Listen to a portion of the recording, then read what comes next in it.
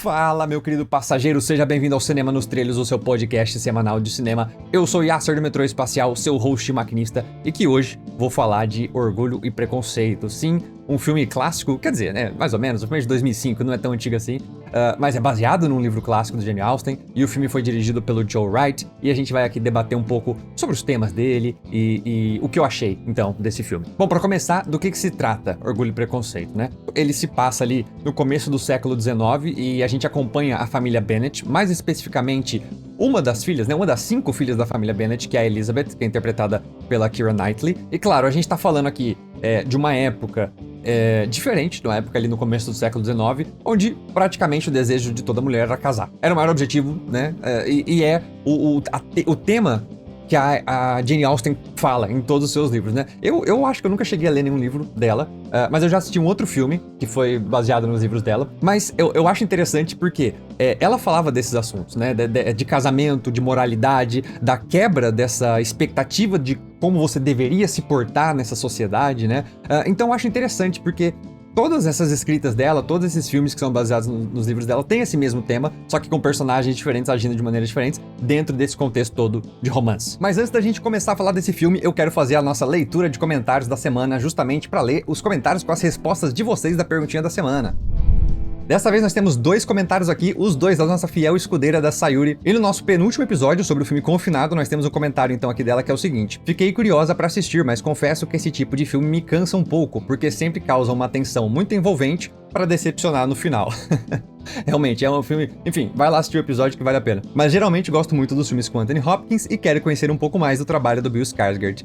Realmente, eu não sei se esse é o melhor filme pra conhecer o trabalho do Bill Skarsgård, mas eu também acho que vale a pena assistir o filme, né? Bom ou não, é um filme que dá pra você passar o tempo, não é muito longo, é interessante, e se você que tá assistindo agora não viu, vale a pena conferir, porque é um filme que você pode gostar. E ela complementa aqui, né? Respondendo a pergunta da semana, eu perguntei quanto tempo você conseguiria ficar parada dentro de um carro, né? Porque tem a ver com o tema do filme. E ela disse o seguinte: eu só consigo permanecer horas dentro de um carro quando estou viajando, e já é super cansativo. Imagina dias dentro de um carro parado. Exatamente, assim, pra mim, nem viajando, pra mim já ficar horas dentro de um carro já é terrível, em qualquer ocasião. Mas parado, assim, preso dentro do carro, eu ia ficar muito mal. E agora, o comentário dela no nosso último episódio, que fala sobre Fogo contra Fogo, um filme maravilhoso com Al Pacino e Robert De Niro, também episódio, vai lá assistir. Ela diz o seguinte: este canal está aumentando a minha lista de filmes interessantes pra assistir.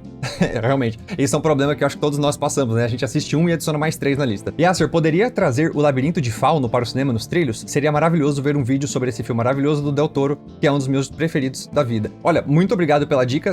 Labirinto de Fauno é um dos filmes que tá na minha lista há muitos anos pra assistir, então vai ser super interessante trazer aqui no cinema nos trilhos. Fica ligado aqui, algum episódio ele vai aparecer aqui com certeza. E a pergunta da semana relacionada a Fogo contra Fogo foi se a gente deve balancear a nossa vida, se a gente consegue balancear a vida entre trabalho e vida pessoal, ou se a gente tem que sempre sacrificar um lado em prol do outro, né? E ela disse o seguinte: acredito que alinhar as 2 esferas da vida, tanto pessoal quanto profissional, nos torna seres humanos verdadeiramente felizes e comprometidos com nossa essência. Ao meu ver, quando estamos obsessivamente focados em uma área da vida, estamos escondendo frustrações internas nas outras áreas. Concordo que todo excesso representa uma falta e eu mesmo lido com isso, assim como muitos. Sim, eu acho que todos nós lidamos e eu acho que são épocas da nossa vida, porque eu acho que todo mundo já passou por momentos onde a gente foca muito no trabalho e acha que a vida é trabalho, né? Eu mesmo já passei por isso por vários anos, assim, de achar que era só trabalho, não tinha hora e não tinha dia, era só trabalho. E também a gente às vezes pende pro outro lado, do tipo assim, nada importa, sabe? É só, eu vou ver minha vida.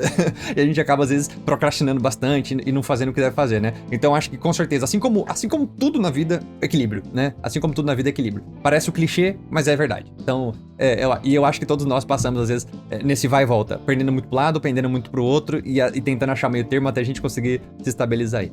Mas é isso, muito obrigado pelos seus 2 comentários, e se você que tá assistindo aqui também quer ter o seu comentário lido, é só você responder a nossa perguntinha da semana no final do episódio, ou então você pode comentar o que você quiser, eu vou ler seu comentário independente. É isso, bora então para Orgulho e Preconceito.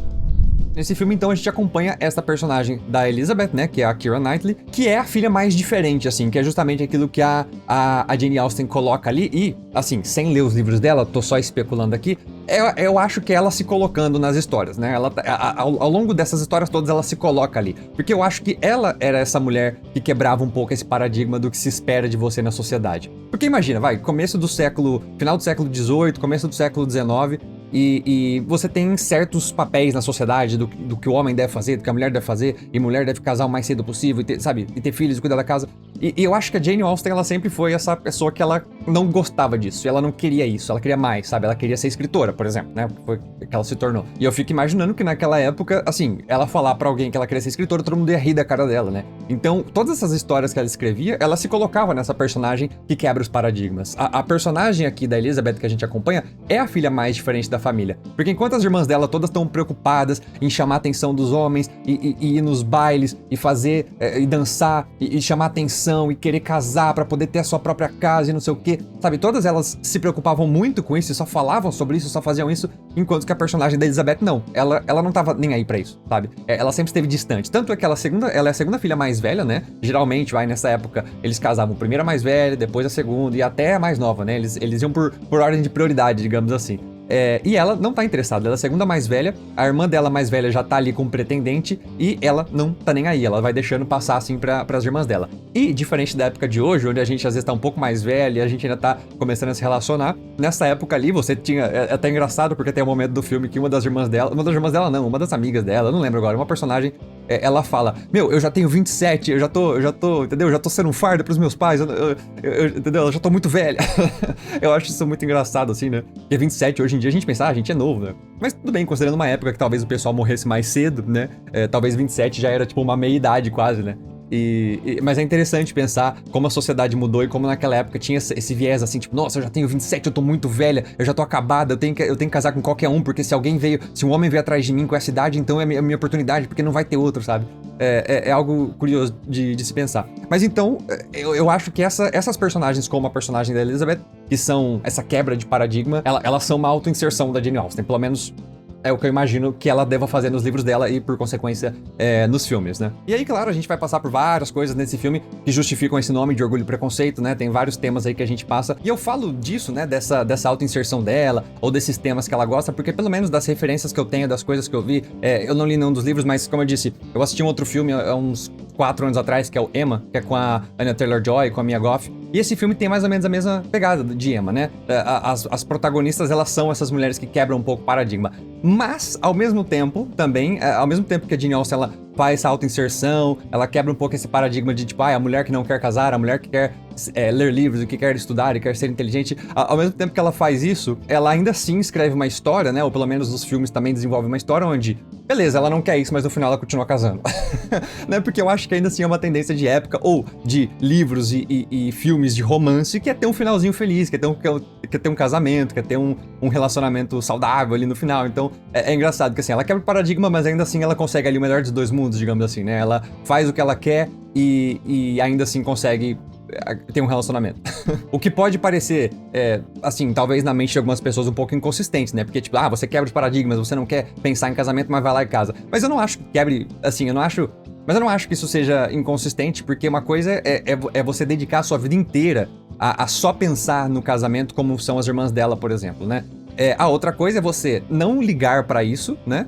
E deixar a coisa acontecer mais naturalmente. Até porque ela não é completamente apática, né? Ela quer um relacionamento, só que ela não é igual as irmãs dela, que querem um relacionamento a qualquer custo, o mais cedo possível, e que levam em conta o que era muito comum na época, o lado social. Ou seja, você tentar casar com um marido mais rico, que tem propriedades, que vai poder te dar mais segurança e mais estabilidade, enquanto que a Elizabeth, ela é mais romântica no sentido que ela se preocupa com o amor, ela não tá nem aí pras classes sociais ou pra esse tipo de coisa. Tanto é que existe um momento ali no filme onde ela recebe uma proposta de casamento e ela nega, porque ela não gosta do cara. Foi uma coisa, assim, ela nem conhecia ele, conheceu ele faz 2, 3 dias, ele já chegou com uma proposta de casamento e ela, tipo, não, eu não quero, você, entendeu? Não tem nada a ver com você, assim. E pro cara, assim, também, ele nem conhecia ela, mas tipo, ela é bonitinha e tal, eu vou chamar ela, porque sim, sabe?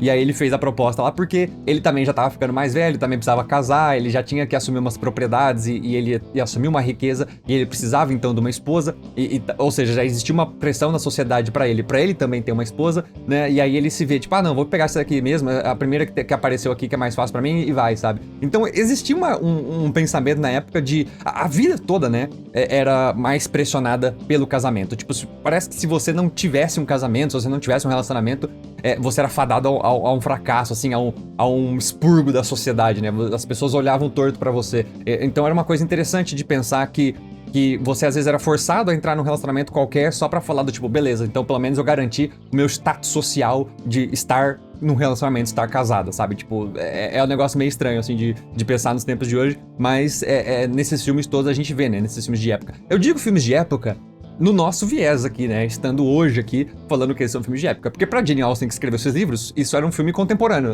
Os livros eram contemporâneos, aliás, né? Ela escrevia da vida dela no século XVIII e no século XIX. Então, assim, pra ela era a realidade. Pra gente olha só, filme de época, né? O que também é interessante de pensar. E aí, claro, eu fiquei falando muito da família Bennet e da Elizabeth aqui, mas nós temos o outro lado, que é o contraponto, assim, do filme, que é justamente o Sr. Darcy. E o Sr. Darcy, ele é esse cara ultra rico, super de elite, super inalcançável, assim, né, pra família Bennet, por exemplo. E aí mostra esse lado, justamente, que aí vem o título de Orgulho e Preconceito, né, que é essa diferença dessas castas diferentes quase, né, porque nós temos a família Bennet, que é uma família, eles têm um certo requinte deles ali, mas eles não chegam nem perto do que é, por exemplo, o Sr. Darcy, que mora quase num castelo, né, e ele é muito rico, eles não têm preocupação com nada, assim, as casas são gigantes e tudo mais. E esse Sr. Darcy, ele é meio apático, né? Ele é super apático, assim, ele chega lá de cara fechada, ele não quer fazer nada, ele não gosta de ninguém, né? E ele tem um certo... talvez, assim, as pessoas tenham um certo preconceito com ele por ele ser muito rico e por ele ser apático e por ele parecer arrogante, enquanto que ele, na verdade, ele não tem esse preconceito por causa da classe dele, por ele ser de uma elite superior às outras pessoas, mas ao mesmo tempo ele não acha que ninguém tá, talvez, intelectualmente ao alcance dele, sabe? Ele não vai meio pro lado da riqueza, mas pelo lado de tipo, essas pessoas se preocupam com coisas fúteis, enquanto que eu gosto de ler, eu gosto de fazer isso, eu gosto de fazer aquilo, né? Então, existem esses dois tipos de preconceito ali, né? E, junto com o preconceito, um orgulho muito grande de você não admitir as coisas, ou de você, às vezes, deixar com que a outra pessoa te ferir muito pra você ficar com o ego meio ferido, ou com o ego inflado. Então, é daí que vem o nome, sabe? Eu acho que tanto a família Bennet, ou, no caso ali, a Elizabeth, quanto o Sr. Darcy, eles têm.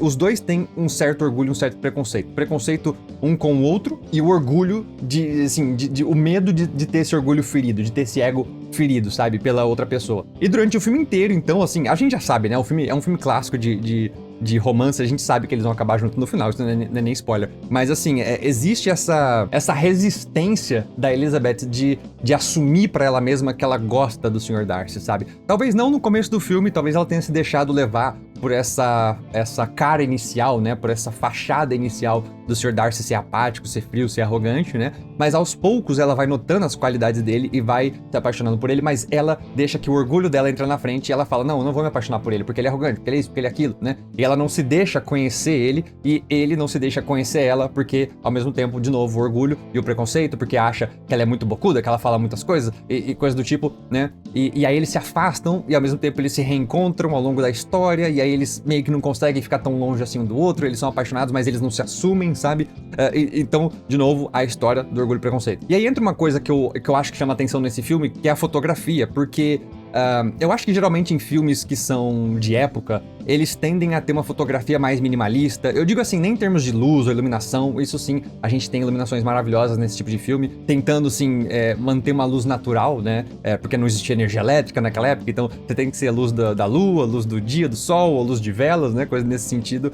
Mas eu acho que a fotografia desse filme não só ela traz esse lado mais natural, como os movimentos de câmera são diferentes, porque filmes de época eles tendem a ter movimentos minimalistas para representar justamente a falta de tecnologia da época, né? Você não vai ter vários planos de helicóptero ou vários ângulos de um personagem fazendo uma ação, como a gente tem nos filmes modernos, né? A movimentação de câmera tem que ser sutil, ela tem que esconder a câmera para não parecer algo muito moderno. E nesse filme não, eu acho que o Joe Wright ele foi para um direcionamento diferente, sabe? Tem umas cenas ali no começo do filme onde tá tendo um baile, inclusive é quando a Elizabeth dança com o Sr. Darcy e tudo mais. E o movimento de câmera nessa cena é espetacular, cara. Tipo, primeiro que tem um plano sequência tremendo, tem uma festa que tá acontecendo nessa casa inteira, assim, uma casa grande, e a câmera vai passando pelo meio das pessoas e a gente vai vendo como se fossem várias cenas costuradas sem corte, sabe? A gente vê um personagem ali conversando com outro, de repente passa e vai para as irmãs dela, de repente mostra os pais, de repente volta e mostra o tio, e mostra, sabe? E vai indo a câmera, depois volta para ela tá tentando se esconder um pouco, depois ela vai dançar com ele, e aí a câmera começa a dançar junto, sabe? A câmera dança junto, não só a coreografia de dança dos personagens, né? Aquela coisa requintada e elegante de um baile, mas a câmera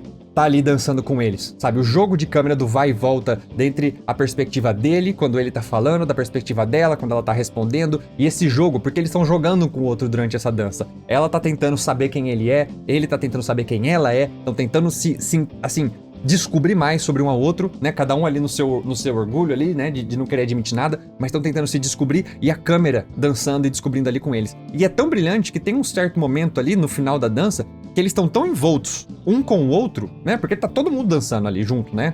Tem uma coreografia toda ali de todos, mas tá tão...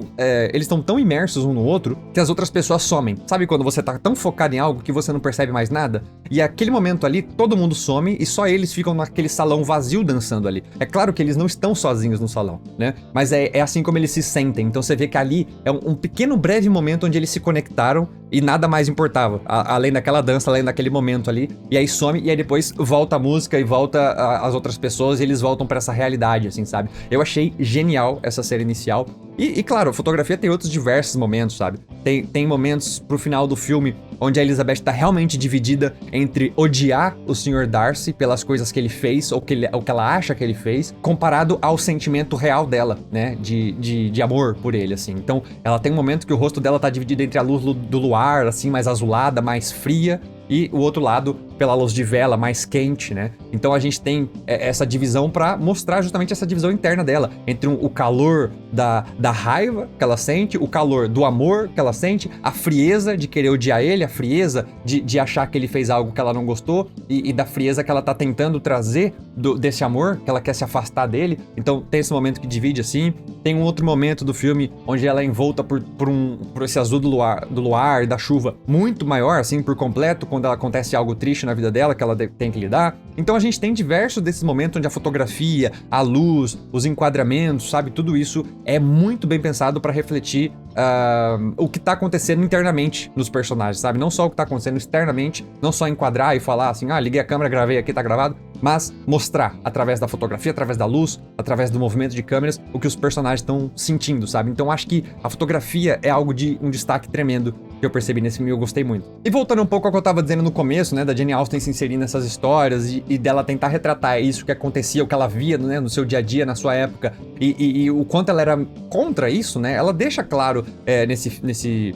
Eu ia falar no filme, né, mas eu digo assim, nos livros, né, e o Joe Wright, ele trouxe isso, né, pro filme. Mas eu acho que a Jane Austen e os roteiristas, eles conseguiram extrair bem isso, que é justamente essa moral da personagem, sabe, ela não ser a favor desse papel transacional, sabe, que o casamento tinha, porque era isso, era um negócio, você fechava um negócio. Você tinha que casar, porque você homem, tinha que casar porque você não podia ficar solteiro a vida inteira. A mulher, ela tinha que casar porque ela não tinha como trabalhar, não tinha como ganhar dinheiro, ela precisava ser sustentada e não podia viver na casa dos pais pra sempre. Então, você tinha que fazer um homem se interessar por você, aí o homem tinha que vir te pedir em casamento. Depois disso, você tinha que pedir autorização do pai, pro pai fazer negócio com você, apertar de mão, fazer a bênção dele lá e tal, e meio que ceder a filha dele pra você, assim, como se fosse um produto mesmo. Você tem aquela questão da idade, né, que quanto mais velha elas são, mais difícil é de casar. Então também tem aquela questão como se fosse um produto mesmo que tá passando da validade, sabe? Então a Jane Austen, ela sempre bateu muito nessa tecla do casamento como uma forma de negócio, né? Como algo transacional, que era naquela época. E o quanto ela era contra isso, porque todas as personagens que ela escreve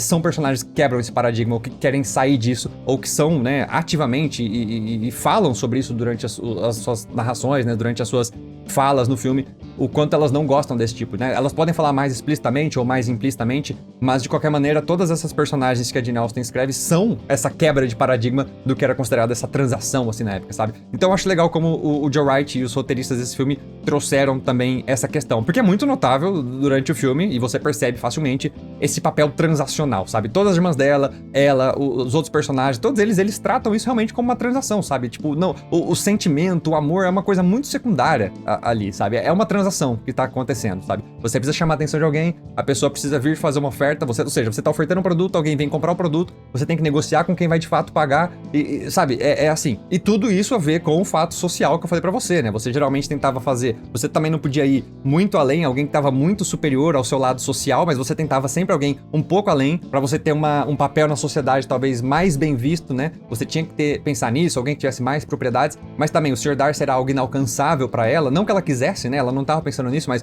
O que eu digo é, todas essas relações levavam em consideração o lado social, a elite, o quanto essa pessoa era superior a você e tudo mais. Tanto é que a Lady Catherine, ela vai lá e ela é muito rica, ela é estupidamente de elite, assim, é de um nível muito superior, né? E ela é completamente contra o casamento com a Elizabeth, né? E ela até fica preocupada, ela fala assim, você nunca vai casar com ele, porque o casamento dele já tá desde a infância preparado, a gente já sabe com que ele vai casar desde que ele nasceu. Ou seja, eles estavam preocupados, o cara nasceu e falou, não, você vai casar com a filha da fulana lá, ó.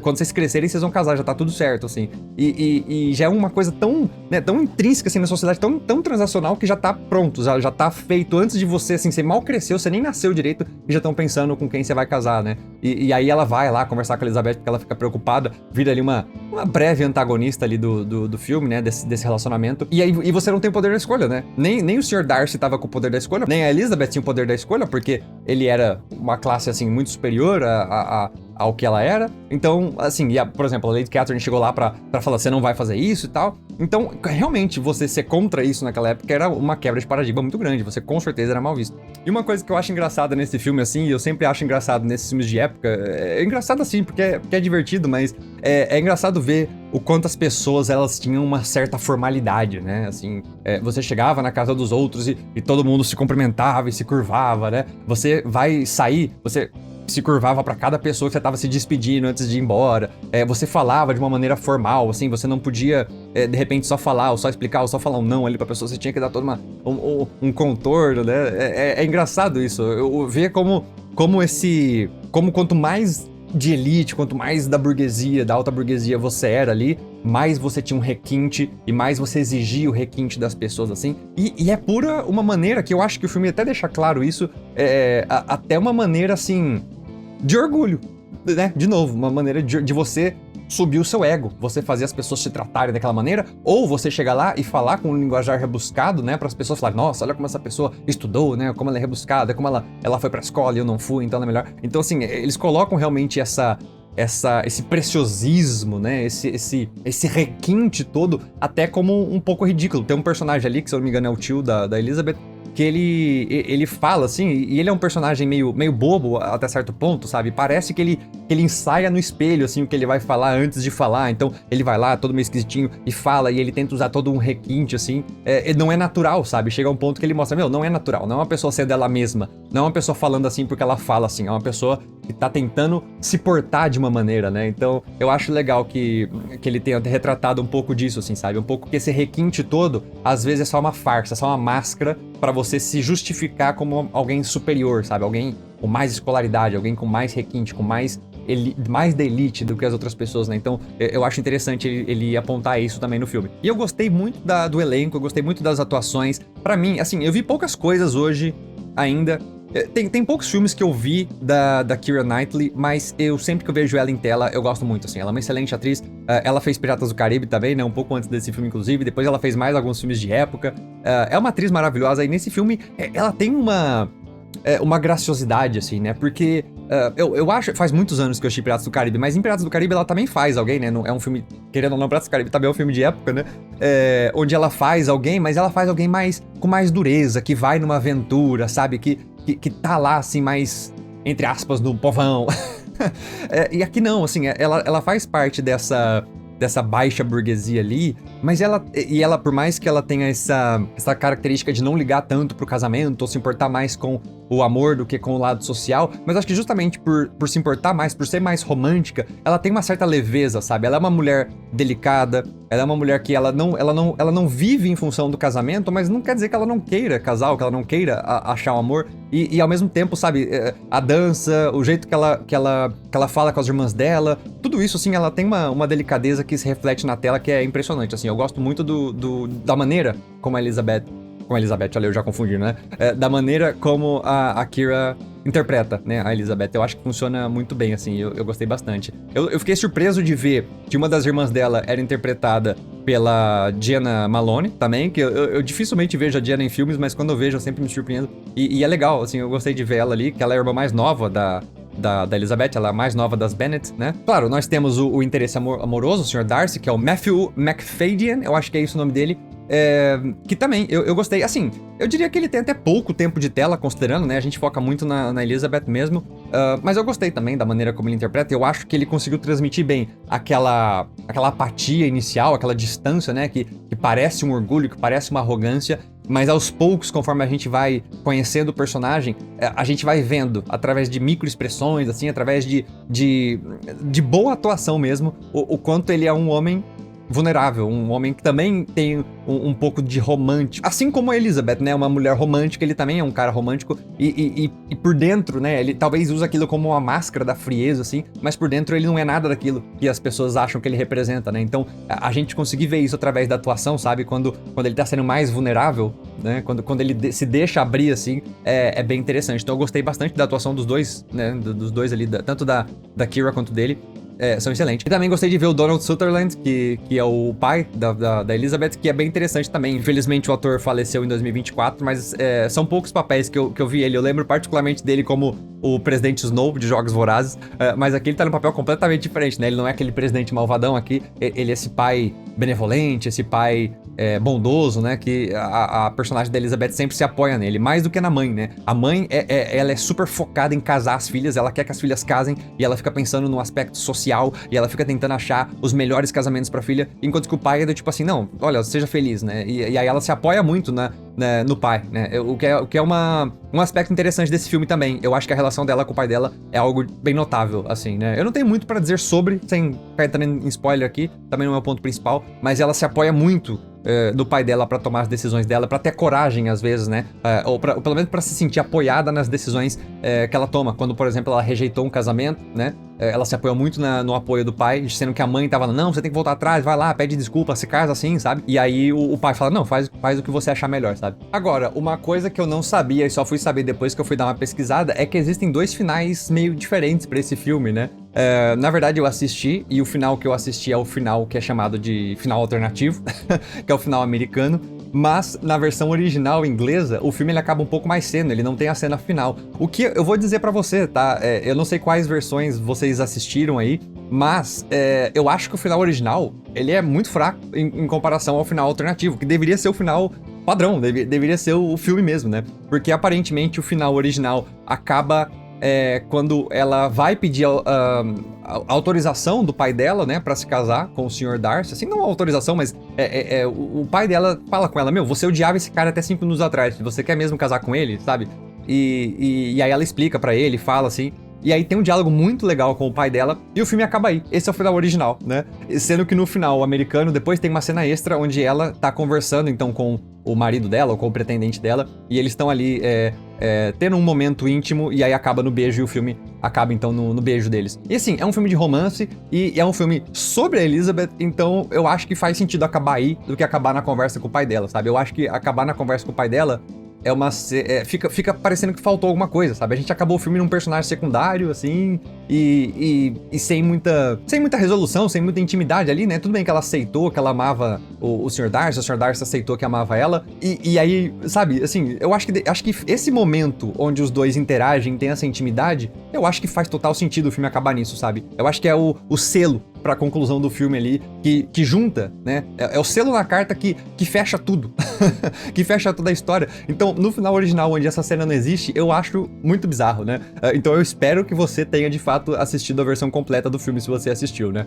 Mas fica aí de curiosidade, que existe isso. Essa cena do beijo, por exemplo, é um final alternativo. E eu vou dizer que esse filme me deixou muito curioso pra ler algum livro da Jane Austen. Talvez eu comece até, quem sabe, por Orgulho e Preconceito, né? Talvez seja interessante, até porque nas minhas pesquisas eu também descobri que os roteiristas desse filme, o diretor, eles deram uma modernizada na história do livro. Então talvez seja interessante ver a história como ela foi, de fato, concebida ali pela Jane Austen. Mas, assim, se você, assim como eu, tem interesse, eu vou deixar aqui na descrição, nos comentários, o link, se você tiver a fim de adquirir o livro da Jane Austen, né? Orgulho e Preconceito. E eu descobri, inclusive, também que tem um outro filme lançado pelo mesmo diretor, pelo Joe Wright, que também tem a protagonista, a Keira Knightley, que se chama Desejo e Reparação. que apesar do nome, né, Orgulho e Preconceito, Desejo e Reparação, eles não são sequência, né? Ele é baseado em outro livro do Jane Austen, mas assim, é outro livro completamente diferente, né? Pela formatação do nome e por ser o mesmo diretor e a mesma atriz, e por ter sido lançado acho que só 2 anos depois desse, parece que é uma continuação, mas eu tenho a impressão de que não é. E se você quiser que eu faça, então, Cinema nos Trilhos sobre esse filme, comenta aí se você quer uma análise aqui, um bate-papo, então, sobre Desejo e Reparação. E antes da gente finalizar esse episódio, fica aqui a perguntinha da semana. Eu quero saber de você, que eu fiquei curioso agora, certo? Se a Jane Austen vivesse na nossa época moderna aqui, na nossa época contemporânea, se ela vivesse hoje aqui em 2025, e ela fosse escrever seus livros, né? Ela sempre gostou de escrever essas histórias que quebram os paradigmas dessas pressões, né? Do que é ser um homem, do que é ser uma mulher na sociedade. O que você acha que ela escreveria, né? Que tipo de história, que tipo de pressão ela gostaria de retratar nos seus filmes em relação a isso? Eu fiquei curioso, quero saber o que você acha. Escreva aqui embaixo e eu posso ler o seu comentário no nosso próximo episódio. É isso, meu querido passageiro, eu espero que você tenha gostado do episódio de hoje. Se gostou, deixa o seu like, dê estrelinhas, comenta, ajuda esse podcast a crescer, recomenda para os seus amigos fãs de cinema e de tantos outros assuntos, né? Aqui no Cinema nos Trilhos a gente fala sobre cinema, mas no Descarrilhando a gente fala de tantos outros assuntos interessantes e eu tenho certeza que vai ter alguma coisa aqui para você e a gente precisa do seu apoio para poder crescer, então compartilha, dá like, se inscreve, porque toda semana a gente tá fazendo episódio novo aqui, tá bem? A gente se vê no próximo episódio, valeu e fui!